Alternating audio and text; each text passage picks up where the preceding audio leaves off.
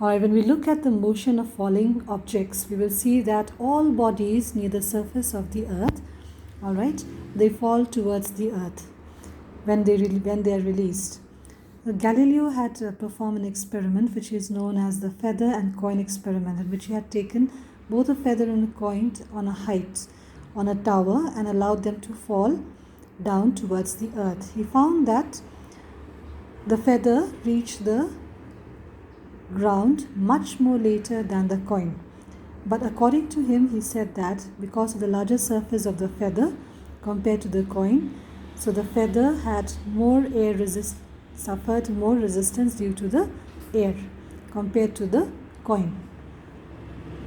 Alright, but later on we will see that Robert Boyle performed the same experiment of falling bodies. Here in your book they have given this, that he had taken both a feather and a coin in a vacuum glass tube. That means there is a glass tube and all the air has been taken out of it, so there is completely no air inside this.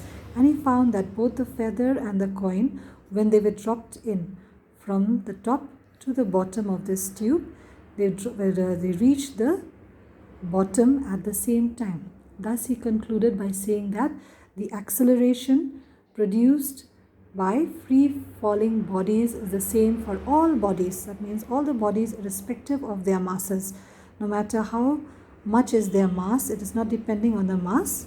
Alright, the acceleration will be the same for all the bodies if they are allowed to fall freely. If there is no air resistance or any other resistance on them, they will fall freely irrespective of their masses. Now from here we come to what is known as the force of gravity. Okay, the force of gravity, it is the force of gravitation. We have seen about the force of gravitation. All bodies attract all other bodies towards themselves. But here you will see that one of the body in this force of gravity has got an infinitely large mass. For example, the earth. And all the other objects around or on the surface of the earth. Alright, it is, when you compare to the size of the earth, you will see that the earth has got a very infinitely large mass. So this force of gravitation, in this case we say, is the force of gravitation on the earth. Now we want to look at the expression of what is this acceleration due to gravity of the earth. Let me consider this to be the mass of the earth. Let M, capital M, be the mass of the earth, and a small body that is of small, let the mass be small m. The distance between them, if it is kept on the surface, the distance between them will be the radius of the earth. Alright, and let GE be the acceleration due to gravity. Of GE is the acceleration. Acceleration usually we consider it as A, but now acceleration is due to gravity, so I change the symbol to small letter G, and GE is the acceleration due to gravity due to the earth on this object. And let F be the force, okay, acting on the body. Now by Newton's second law of motion, we'll see that F is equal to ma. We had no, so F is equal to mge. In this case, acceleration is due to the gravity of the earth. But by Newton's law of gravitation, just recently we had seen F is equal to G, alright, M, capital M, small letter m, divided by r square. Let this be equation 1 and this be equation 2. Combining 1 and 2, we will get M, F is equal to mge. So mge is equal to this one, gmm divided by r square. M, small m, I cancel from both the sides. What I get is the acceleration due to gravity due to the earth. This is equal to the gravitational constant g, the mass of the earth, divided by r square, which shows that the acceleration due to gravity is dependent on two factors. This being a constant, the value will remain the same. M, that is the mass of the earth, and r, that is the radius of the earth. Now we will find that this value, when we calculate it, taking into account the value of g, which is constant, and the radius of the earth, you will find that GE is always 9.8 into 9.8 meter per second square. And this value on the moon is 1.64 meter per second square, is lesser on the moon. That is, it is 1/6 the acceleration on the earth. So the acceleration of gravity on the moon is 1/6 the acceleration of gravity on the earth. Now this value of GE is different on different places on the earth.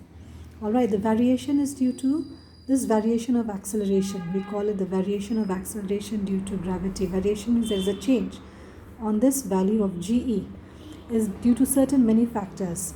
It decreases as when one moves from the, suppose this is the earth, this is the equator, these are the poles.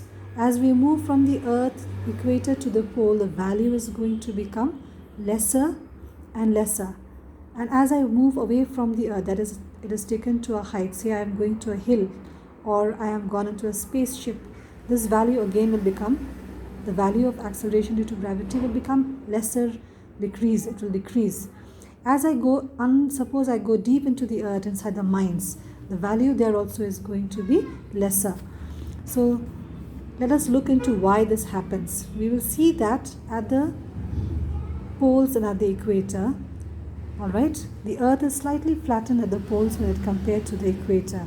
The radius of the equator is going to be more, okay, than compared to the poles.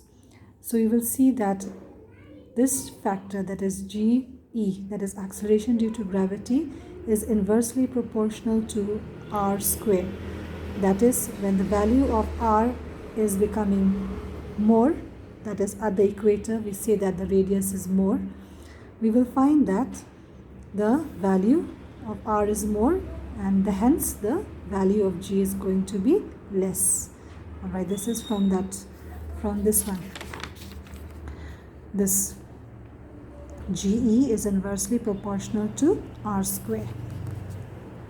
Now as we go, as the body is taken to a height, alright, as the body is taken to the height, what is going to happen?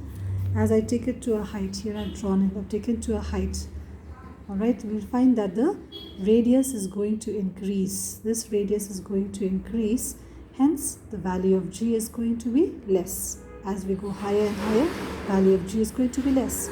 As I go inside the earth, what should have happened is that the value of the radius is going to be less and g should have been more, but that is not the case, because as we go deeper, the mass of the earth inside decreases, thereby the mass also contributes, and hence we will find the value of g will decrease. Now at the center of the earth, we find radius is 0, mass is 0. So g, which is equal to gm by r square. Now m is also 0, r is also 0. So the value of acceleration due to gravity at the center of the earth will be